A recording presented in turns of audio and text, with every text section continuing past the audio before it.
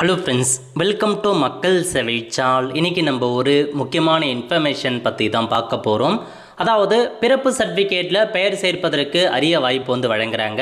இப்போ இதை பற்றின மொத்த இன்ஃபர்மேஷன் தான் இந்த வீடியோ பார்க்க போகிறோம்.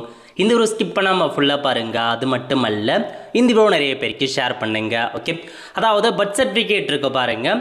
பிறப்பு பதிவு குழந்தையின் முதல் உரிமை. பிறப்பு சர்டிஃபிகேட் குழந்தையின் சட்டப்பூர்வ குடியுரிமைக்கான ஒரு ஆவணமாக வழங்குறாங்க.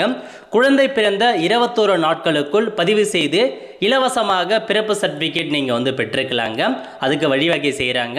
பிறப்பு சான்றிதழை குழந்தையின் பெயரை பதிவு செய்தால் மட்டுமே அது முழுமையான சர்டிஃபிகேட் ஆகும்.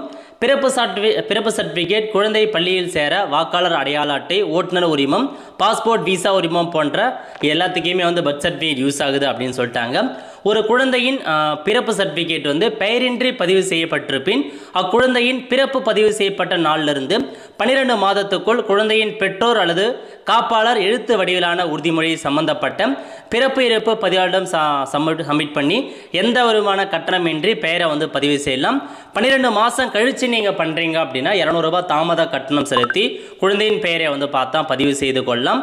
ஒருவேளை 15 வருஷத்துக்கு மேலே ஆகுது அப்படின்னா பெயரை பதிவு செய்ய முடியாது அப்படின்ற ஒரு ரூல்ஸ் இருக்குங்க.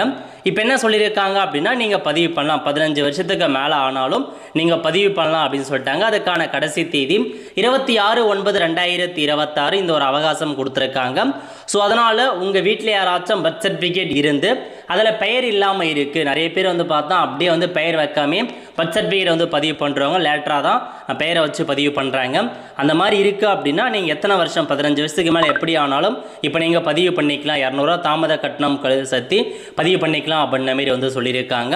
ஸோ உங்களுக்கான அந்த பதிவரை, அதாவது பிறப்பு இறப்பு பதிவாளர் இருக்காங்க பாருங்க, அவங்ககிட்ட நீங்கள் போயிட்டு ஸோ பெயர் வைத்து பிறப்பு சர்டிஃபிகேட் அப்படின்னு ஒரு ஃபார்ம் இருக்குது, அந்த ஃபார்மை கொடுத்து நீங்கள் பதிவு பண்ணிக்கலாம்.